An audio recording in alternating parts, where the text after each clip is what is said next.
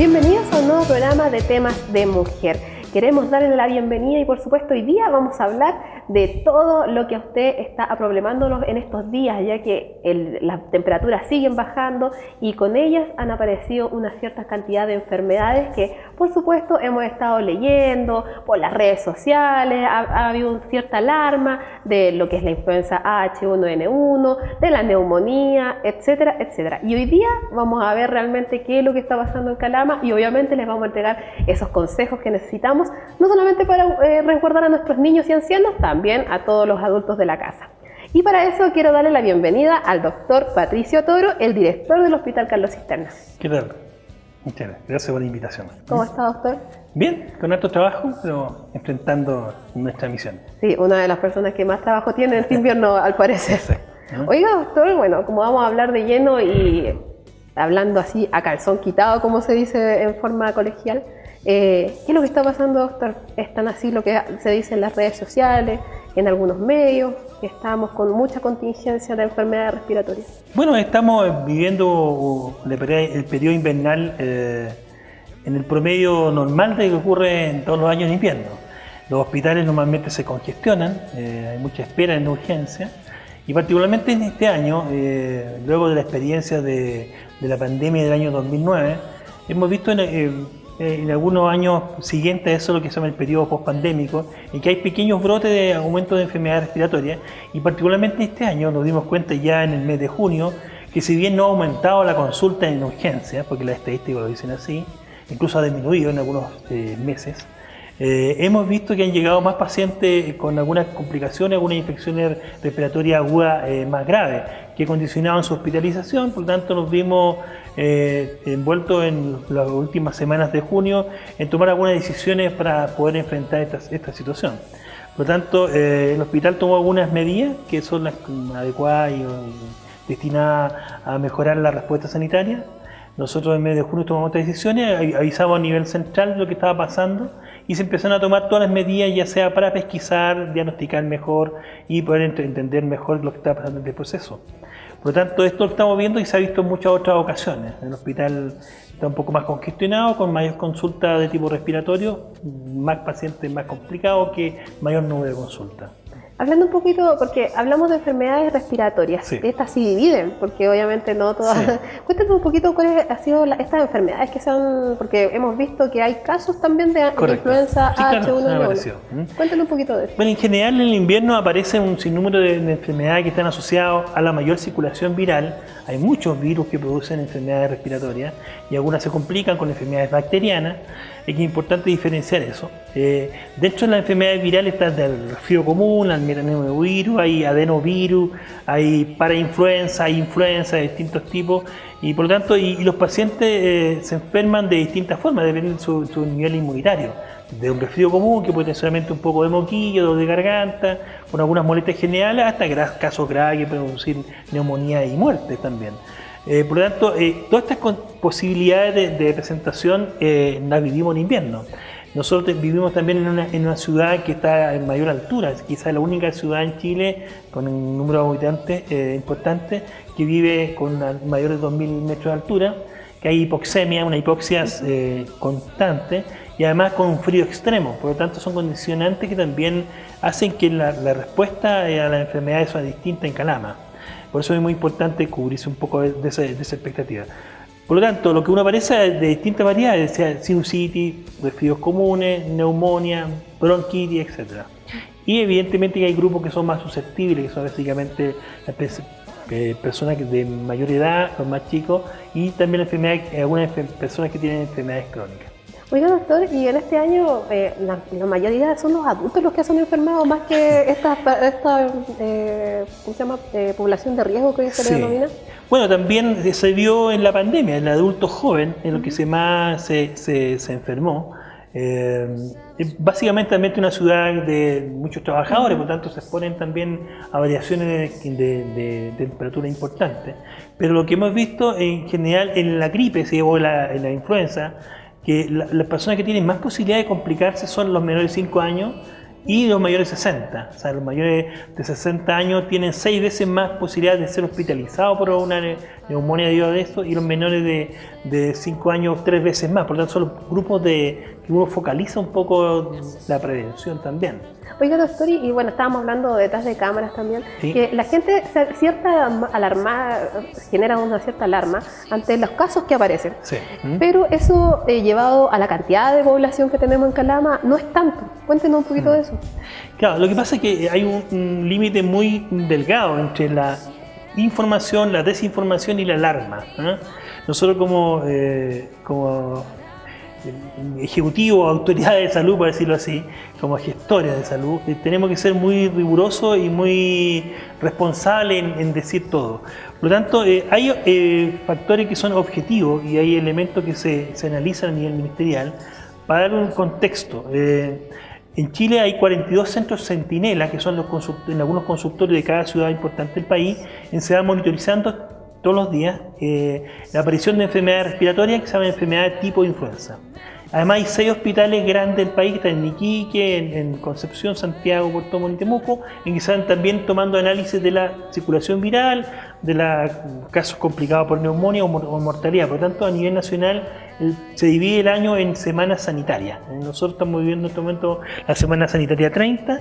Nosotros vimos, y se espera siempre, que entre la semana 21 y 34 hay una alza constante y esperable de estas enfermedades. Por lo tanto, si bien han llegado más pacientes complicados con algunas neumonias, tampoco se nos han muerto más que en el resto del año, de los años anteriores. En Chile la causa de mortalidad respiratoria es la tercera causa de muerte, con alrededor de 52 casos por cada 100.000 habitantes, y 20 de los cuales alrededor son atribuibles a neumonía por influenza. Por lo tanto, también es muy importante ese dato.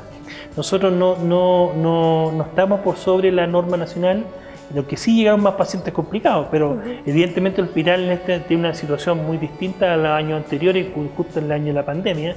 En este momento el hospital cuenta con una unidad de cuidado intermedio, cuenta con ventiladores mecánicos disponibles, ya sea invasivo y semi-invasivo, por lo tanto, y la cantidad de médicos especializados trabajando en la unidad, que la hace una unidad bastante compleja, la más compleja de la ciudad, por supuesto.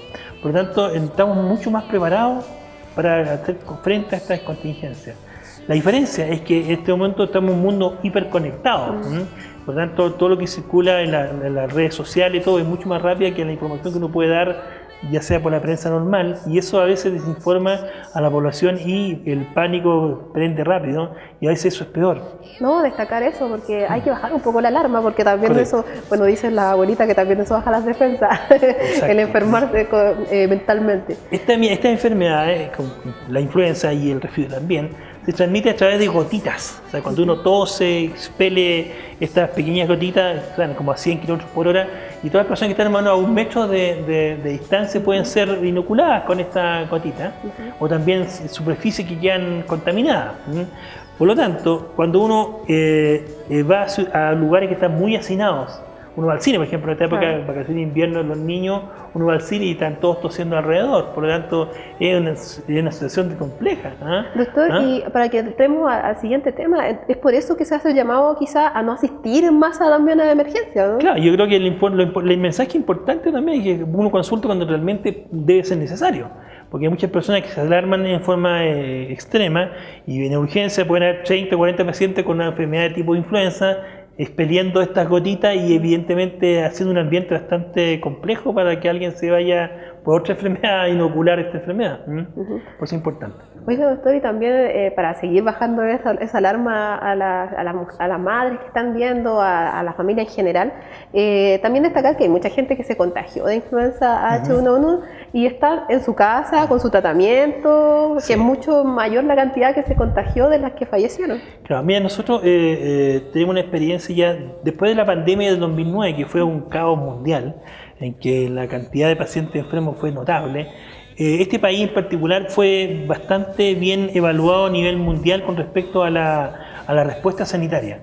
La respuesta sanitaria nuestra básicamente se ve reforzada porque tenemos una distribución de todos nuestros servicios de salud en todo el país, bastante homogéneo y con una respuesta centralizada, lo que es desde el año 51-52 que creó el Sistema Nacional de Salud, hemos tenido esa respuesta. Por lo tanto, nuestra cobertura y nuestras directrices son centralizadas y bien ejecutadas.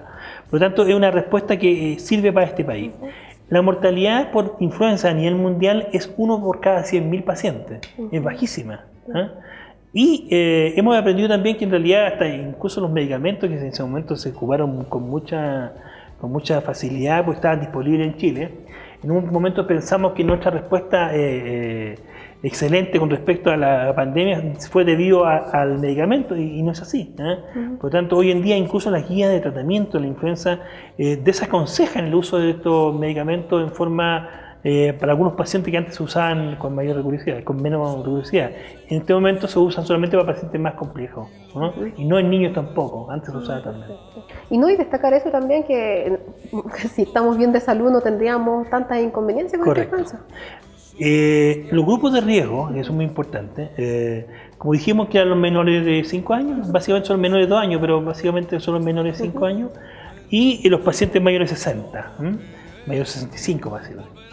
Y en general son pacientes que tengan alguna enfermedad crónica, o estén embarazadas o en puerperio. Las enfermedades crónicas más complejas son la diabetes mellitus, con un 43% de más posibilidades de enfermar. Los pacientes que tengan enfermedades cardiovasculares, con 30% más posibilidades de enfermar. Enfermedades pulmonares crónicas, no sé, por la EPOC, la fibrosis pulmonar, la asma bronquial, evidentemente tienen alrededor de un 30% más posibilidades de enfermar en forma más grave, y también la enfermedad de inmunodeficiencia, que pueden ser de distintos tipos. Ese tipo de enfermedad y ese tipo de pacientes son los que están enfocados a los grupos que uno vacuna. Por lo tanto, es importante que las personas que, bueno, si no lo hicieron esta vez, el próximo año lo hagan con mucha rigurosidad, y ojalá los meses previos al invierno, porque se demora un tiempo en el viraje inmunológico.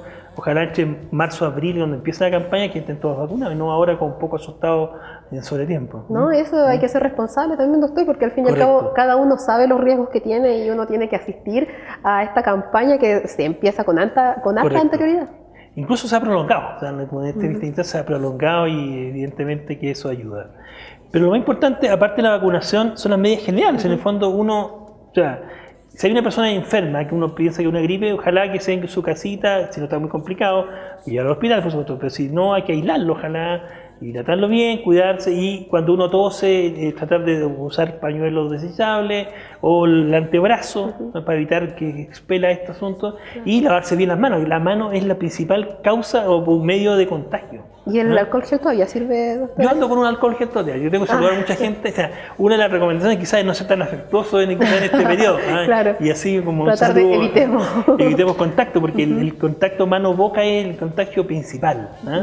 Por ejemplo, puedes toser, tú agarrar el vaso, y yo agarro el vaso y después me lo pongo cerca de la cara y me puedo introducir el microorganismo. Entonces, es muy importante en ese sentido el lavado frecuente con jabón, o si no, esto con alcohol gel de alguna marca cualquiera.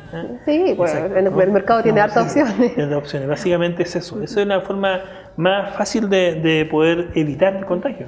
Doctor, bueno, hablamos ya un poquito, bajarle un poco la intensidad a esta alarma que surgió, y obviamente dando estas medidas de prevención para evitar estas enfermedades, pero quiero saber cómo identifico este síntoma para saber ya estoy mal. Claro. Ahora, cuéntenos un poquito de esos síntomas que hay que tener, porque al fin y al cabo, cuando uno tiene gripe se siente pésimo. Claro. Pero imagino que con influenza, o en este caso ya cuando se pasa a la neumonía, ya es mucho más grave los síntomas. Sí, mira, en general hay que hacer como una diferencia grotesca, ¿sí?, entre lo que es un resfrío común y una enfermedad tipo influenza. La diferencia principal es que la enfermedad tipo influenza es mucho más compleja, en el sentido que es como que tuviera una paliada una persona. Duele mucho el cuerpo, tiene mucha fiebre, a diferencia del resfrío común, que es con poca fiebre. Entonces, la fiebre quizás es la diferencia más sustantiva en ambos, y que es la cantidad de dolores musculares, la mialgia que se llama. Ambas tienen un poco la garganta, pero el resfrío tiene menos fiebre y con más romadizo o coriza. Y la influenza es un paciente con mucho dolor muscular, mucha fiebre, que es lo principal, dolor de cabeza y, bueno, tos también. Pero esa es la diferencia. Ambas enfermedades son autolimitadas, o sea, duran 4, 5, 6 días y se quitan. Lo que pasa es que en algunos pacientes de la influenza puede dar un cuadro súper grave y fulminante. Y en esos pacientes se agrega la dificultad respiratoria. Y sabiendo que hay algunos compromisos por un daño endotelial, hay un compromiso cardíaco, baja la presión, pero el paciente se empieza a sentir mucho más grave, empiezan a tener hipoxemia, a verse también los labios oscuros, descompensarse descomprensar rápidamente. Esos pacientes, evidentemente, hay que tratarlos de forma hospitalizada. Pero el resfrío común no, y la mayoría de la gripe tampoco. O sea, en el fondo, uno trata síntomas solamente. Y el manejo específico, el paciente más complicado con neumonía, evidentemente es hospitalizado. Pero la gripe es mucho más violenta en su aparición, mucho más brutal en cuanto a los síntomas, y con mucha más fiebre con respecto al resfrío común y con mucho menos secreción con respecto al resfrío común. Doctor, ¿y la influenza estacional y la diferencia entre la influenza estacional y la influenza H1N1? No, que la influenza es una serie de enfermedades, en el fondo es un tipo de virus. La influenza, hay tres tipos de virus, tipo A. Influenza o gripe es lo mismo. No, gripe tipo. No, hay que dejarlo claro. Lo que pasa es que uno habla de gripe como cualquier resfrío, entonces es un sinónimo que no es tal. El virus de la gripe tiene tres familias: la gripe tipo A, B y C.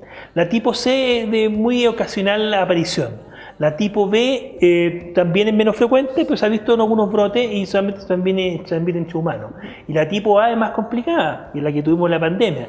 Y la tipo A hay de dos variedades, o sea, hay dos tipos de proteínas que están dentro del virus, es más complicado explicarlo, pero ahí pues se llama el tipo H y el tipo A. Entonces se llama H1N1, H2NO, hay varias variedades, hay tres variedades. El tipo A es complicado porque existe traspaso de genoma del virus a través de animales hacia los humanos. Y por eso es importante también vacunar a las personas que trabajan con aves o trabajan con chanchos, con cerdos. Y eso ocurrió en la pandemia, que el virus H1N1 tenía 4 partes. Una parte de aves, 2 partes de cerdos y una parte humano. Y esa es una mutación que pilló sin inmunidad a todo el mundo. Claro, ¿no? Y fue una pandemia, una pandemia terrible. Que a muchos nos dio. También me contaste y te dio. Sí. Previo a eso, una gran pandemia que hubo fue la gripe española, que también mató a mucha gente, porque nadie tenía inmunidad con eso.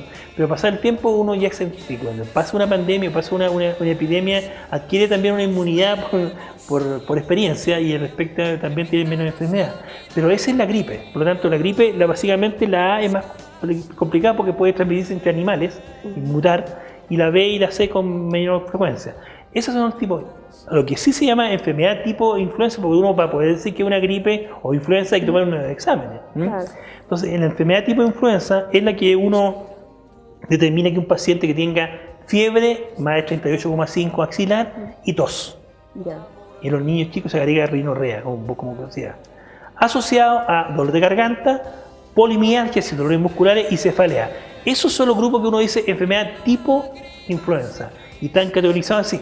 Si el paciente va a un centro de salud y está más complicado, nosotros tenemos test para poder determinar el tipo de enfermedad que es. En nuestro hospital tenemos dos posibilidades de diagnóstico. Uno se llama IFI, que es un examen que se llama por hisopado faríngeo o por secreciones. Se le saca una secreción mucosa de la parte respiratoria y se ve a través de inmunofluorescencia, unos tecnólogos capacitados, y puede determinar si es un virus de tipo de influenza, de algún tipo. Y se manda muestra también al Servicio de Salud, o sea, de Antofagasta, porque ahí tienen un examen que se llama PCR, que es un examen mucho más específico, que es un examen molecular que ya con una sensibilidad mucho mayor. Y el otro test rápido, que es un test de mucosa, que se saca y hace un test, un panel viral, que uno determina 5 o 6 posibilidades de virus. También nos sirve, tiene menos sensibilidad, pero también nos sirve para discriminar a los pacientes. No se le hace a todos, se le hace también a los pacientes que uno va a ingresar por neumonía. Paciente que tenga una complicación neumónica o que está desaturando, está complicado, uno le hace este test y empieza a discriminar cuáles son los que hace el resto del estudio. Porque la mayoría, como decía, la gran mayoría cursa la enfermedad con muy pocas complicaciones. Oiga, doctor, bueno, ya sabemos ya un poquito de identificar estos síntomas, sí, claro, para no llegar a urgencia, a también congestionarlo, claro. Pero también hay otro tipo de problemas que tenemos en esta época, es que la gente se tiende a tomar mucho medicamento igual. Automedicarse. Sí.